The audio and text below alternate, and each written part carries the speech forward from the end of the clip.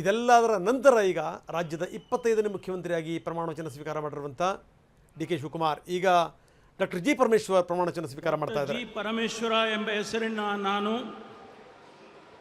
ಕಾನೂನಿನ ಮೂಲಕ ಸ್ಥಾಪಿತವಾದ ಭಾರತದ ಸಂವಿಧಾನದ ವಿಷಯದಲ್ಲಿ ನಿಜವಾದ ಶ್ರದ್ಧೆ ಮತ್ತು ನಿಷ್ಠೆಯನ್ನು ಹೊಂದಿರುತ್ತೇನೆಂದು ನಾನು ಭಾರತದ ಸಾರ್ವಭೌಮತ್ವವನ್ನು ಮತ್ತು ಅಖಂಡತೆಯನ್ನು ಎತ್ತಿ ಹಿಡಿಯುತ್ತೇನೆಂದು ಮತ್ತು ಕರ್ನಾಟಕ ರಾಜ್ಯದ ಉಪಮುಖ್ಯಮಂತ್ರಿಯಾಗಿ ನನ್ನ ಕರ್ತವ್ಯಗಳನ್ನು ಶ್ರದ್ಧಾಪೂರ್ವಕವಾಗಿ ಮತ್ತು ಅಂತಃಕರಣಪೂರ್ವಕವಾಗಿ ನಿರ್ವಹಿಸುತ್ತೇನೆಂದು ಭಯ ಅಥವಾ ಪಕ್ಷಪಾತವಿಲ್ಲದೆ ರಾಗದ್ವೇಷವಿಲ್ಲದೆ ಎಲ್ಲ ಬಗೆಯ ಜನರಿಗೆ ಸಂವಿಧಾನಕ್ಕೆ ಮತ್ತು ಕಾನೂನಿಗೆ ಅನುಸಾರವಾಗಿ ನ್ಯಾಯವಾದುದನ್ನೇ ಮಾಡುತ್ತೇನೆಂದು ಡಾಕ್ಟರ್ ಅಂಬೇಡ್ಕರ್ ಅವರ ಮೇಲೆ ಪ್ರಮಾಣ ಮಾಡುತ್ತೇನೆ.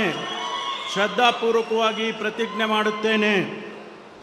ನಾನು ಡಾಕ್ಟರ್ ಜಿ ಪರಮೇಶ್ವರ ಎಂಬ ಹೆಸರಿನ ನಾನು ಕರ್ನಾಟಕ ರಾಜ್ಯದ ಉಪಮುಖ್ಯಮಂತ್ರಿಯಾಗಿ ನನ್ನ ಪರ್ಯಾಲೋಚನೆಗೆ ತರಲಾಗುವ ಅಥವಾ ನನಗೆ ತಿಳಿದು ಬರುವ ಯಾವುದೇ ವಿಷಯವನ್ನು ರಾಜ್ಯದ ಉಪಮುಖ್ಯಮಂತ್ರಿಯಾಗಿ ನನ್ನ ಕರ್ತವ್ಯಗಳ ಯುಕ್ತ ನಿರ್ವಹಣೆಗೆ ಅಗತ್ಯವಾಗಬಹುದಾದ ಸಂದರ್ಭದಲ್ಲದೆ ಅನ್ಯಥಾ ಯಾರೇ ವ್ಯಕ್ತಿಗೆ ಅಥವಾ ವ್ಯಕ್ತಿಗಳಿಗೆ ಪ್ರತ್ಯಕ್ಷವಾಗಿ ಅಥವಾ ಪರೋಕ್ಷವಾಗಿ ತಿಳಿಸುವುದಿಲ್ಲ ಅಥವಾ ಬಹಿರಂಗಪಡಿಸುವುದಿಲ್ಲ ಎಂದು ಡಾಕ್ಟರ್ ಅಂಬೇಡ್ಕರ್ ಅವರ ಹೆಸರಿನಲ್ಲಿ ಪ್ರಮಾಣ ಮಾಡುತ್ತೇನೆ.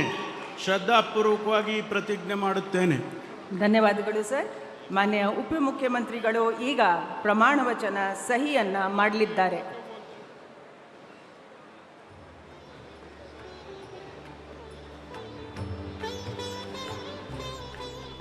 ಡಾಕ್ಟರ್ ಜಿ ಪರಮೇಶ್ವರ್ ಉಪಮುಖ್ಯಮಂತ್ರಿಯಾಗಿ ಪ್ರಮಾಣ ವಚನ ಸ್ವೀಕಾರ ಮಾಡಿದರು. ಡಾಕ್ಟರ್ ಜಿ ಪರಮೇಶ್ವರ್ ಅವ್ರದ್ದು ಕೂಡ ಸುದೀರ್ಘವಾದಂಥ ಹಾದಿ. ಯಾಕೋ ಸ್ವಲ್ಪ ಡಿಸ್ಟರ್ಬ್ಡ್ ಅಂತ ಕಾಣಿಸ್ತಾರೆ. ಹೌದೌದು, ಸ್ವಲ್ಪ ಸಿಟ್ಟಾದರು. ಏನೋ ಯಾರೋ ಹೇಳಲಿಕ್ಕೆ ಬಂದಂಥ ಸಂದರ್ಭದಲ್ಲಿ ಇಂಥ ಹಲವಾರು ಸನ್ನಿವೇಶಗಳನ್ನು ನೋಡಿರುವಂಥ ಪರಮೇಶ್ವರ್ ಒಟ್ಟು 5 ಬಾರಿ ಶಾಸಕರಾಗಿ ಆಯ್ಕೆಯಾಗಿದ್ದಾರೆ. 1989ರಲ್ಲಿ ಮಧುಗಿರಿಯಿಂದ ಸ್ಪರ್ಧೆ ಮಾಡಿದರು. ಆಗ ವಿಧಾನಸಭೆಯನ್ನು ಪ್ರವೇಶ ಮಾಡಿದರು. 93ರಲ್ಲಿ ಮೊಯ್ಲಿ ಸಂಪುಟದಲ್ಲಿ ರೇಷ್ಮೆ ಸಚಿವರು. 99 ಮತ್ತು 2004ರಲ್ಲಿ ಮತ್ತೆ ಅದೇ ಮಧುಗಿರಿಯಿಂದಲೇ ಗೆದ್ದು ಬಂದರು. 2008ರಲ್ಲಿ ಕ್ಷೇತ್ರ ಬದಲಾಯಿಸಿ ಕೊರಟಗೆರೆಗೆ ಕಡೆಗೆ ಬಂದರು. 2010ರಿಂದ 2018ರವರೆಗೆ KPCC ಅಧ್ಯಕ್ಷರಾಗಿ ಕರ್ತವ್ಯ ನಿರ್ವಹಿಸಿದರು. ಕಾಂಗ್ರೆಸ್ JDS ಮೈತ್ರಿ ಸರ್ಕಾರದಲ್ಲಿ DCM ಕೂಡ ಆಗಿದ್ದರು. ಜಿ ಪರಮೇಶ್ವರ್ ಗೃಹ ಸಚಿವರಾಗಿ, ಉನ್ನತ ಶಿಕ್ಷಣ, ವಿಜ್ಞಾನ, ತಂತ್ರಜ್ಞಾನ ಸಚಿವರಾಗಿ ಅವರು ಸೇವೆ ಸಲ್ಲಿಸಿದ್ದಾರೆ.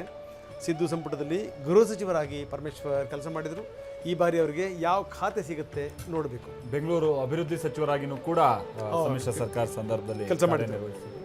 ಬಹುಶಃ 2013ರ ಚುನಾವಣೆಯಲ್ಲಿ ಕೊರಟಗೆರೆಯಲ್ಲಿ ಅವರು ಸ್ಪರ್ಧೆ ಗೆದ್ದಿದ್ರೆ ಬಹುಶಃ ಅವರು ಮುಖ್ಯಮಂತ್ರಿ ಆಗ್ಬೋದಾ ಅಂತ ಒಂದು ಅವಕಾಶ ಇತ್ತು. ಈಗ ಸಿದ್ದರಾಮಯ್ಯನವರ ಪಟ್ಟಿನ